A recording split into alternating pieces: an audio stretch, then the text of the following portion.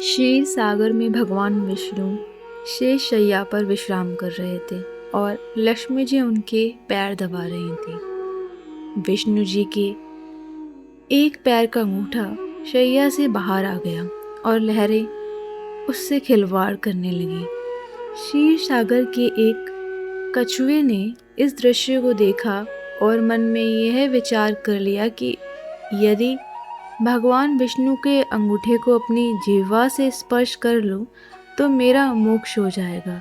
यह सोचकर उनकी ओर बढ़ा। उसे भगवान विष्णु की ओर आता देख शेषनाग ने देख लिया और कछुए को भगाने के लिए जोर से फुंकारा। फुंकार सुनकर कछुआ भागकर छिप गया।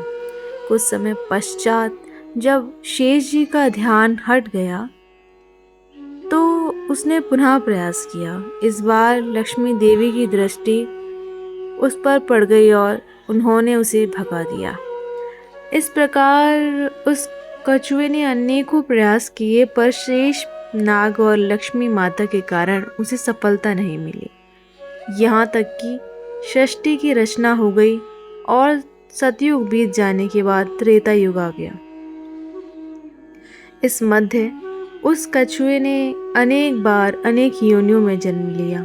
प्रत्येक जन्म में भगवान की प्राप्ति का प्रयत्न करता रहा। अपने तपोबल से उसने दिव्य दृष्टि को प्राप्त कर लिया था।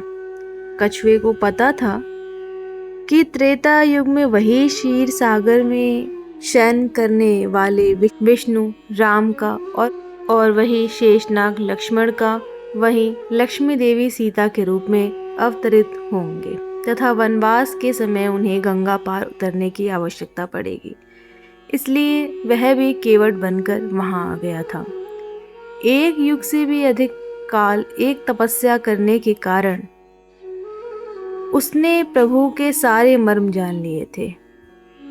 इसलिए उसने राम जी से कहा था कि मैं आपका मर्म जानता हूँ।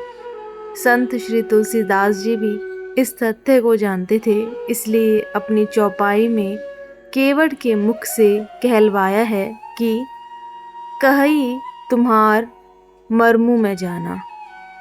केवल इतना ही नहीं, एक बार केवट इस अवतार को किसी भी प्रकार हाथ से जाने नहीं देना चाहता था। उसे याद था कि शेषनाग क्रोध करके फुफकारते थे और मैं डर जाता था। अब की बार वे लक्ष्मण के रूप में मुझ पर अपना बाण भी चला सकते हैं, पर इस बार उसने अपने भय को त्याग दिया था। लक्ष्मण के तीर से मर जाना उसे स्वीकार था, पर इस अवसर को खो देना नहीं। इसलिए विद्वान संत श्री तुलसीदास जी ने लिखा है, हे नाथ, मैं चरण कमल धोकर आप लोगों को नाव पर चढ़ा लूंगा। मैं आपसे उतराई भी नहीं चाहता। हे राम, मुझे आपकी दुहाई और दशरथ जी की सौगंध है। मैं आपसे बिल्कुल सच कह रहा हूँ। भले ही लक्ष्मण जी मुझे तीर मार दे, पर जब तक मैं आपके पैरों को पखार नहीं लूंगा तब तक हे तुलसीदास के नाथ, हे कृपालु, मैं पार नहीं उतारूंगा। तुलसीदास जी आगे और लिखते हैं, केवट के प्रेम से लपेटे हुए अटपटे वचन को सुनकर करुणा के धाम श्री रामचंद्र जी जानकी और लक्ष्मण की ओर देखकर हंसे, जैसे वे उनसे पूछ रहे हैं, कहो अब क्या करूं। उस समय तो केवल अंगूठे को स्पर्श करना चाहता था और तुम लोग इसे भगा देते थे, पर अब तो ये दोनों पैर मांग रहा है। केवट बहुत चतुर था। उसने अपने साथ ही साथ अपने परिवार और पितरों को भी मोक्ष प्रदान करवा दिया। तुलसीदास जी लिखते हैं,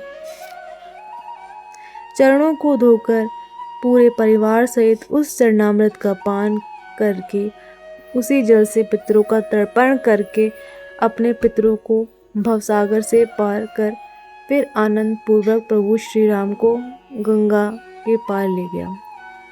उस समय का प्रसंग है जब केवट भगवान के चरण धो रहे हैं बड़ा प्यारा दृश्य है। भगवान का एक पैर धोकर उसे निकाल कर कठौती से बाहर रख देते हैं और जब दूसरा धोने लगते हैं तो पहला वाला पैर गीला होने से जमीन पर रखने से धूल भरा हो जाता है। केवल दूसरा पैर बाहर रखते हैं, फिर पहले वाले को धोते हैं। एक एक पैर को 7-7 बार धोते हैं। फिर ये सब देखकर कहते हैं, प्रभु एक पैर कठौती में रखिए, दूसरा मेरे हाथ पर रखिए ताकि मैला ना हो। जब भगवान ऐसा ही करते हैं तो जरा सोचिए क्या स्थिति होगी। यदि एक पैर कठौती में है और दूसरा केवट के हाथों में, भगवान दोनों पैरों से खड़े नहीं हो पाते। बोले, केवट मैं गिर जाऊंगा। केवट बोला, चिंता क्यों करते हो भगवान, दोनों हाथों को मेरे सिर पर रखकर खड़े हो जाएंगे, फिर नहीं गिरेंगे।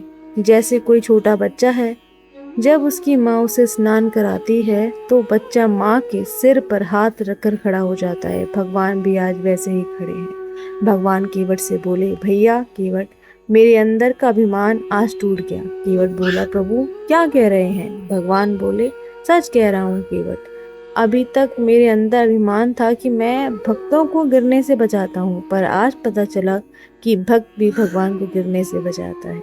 जय जय सिया राम।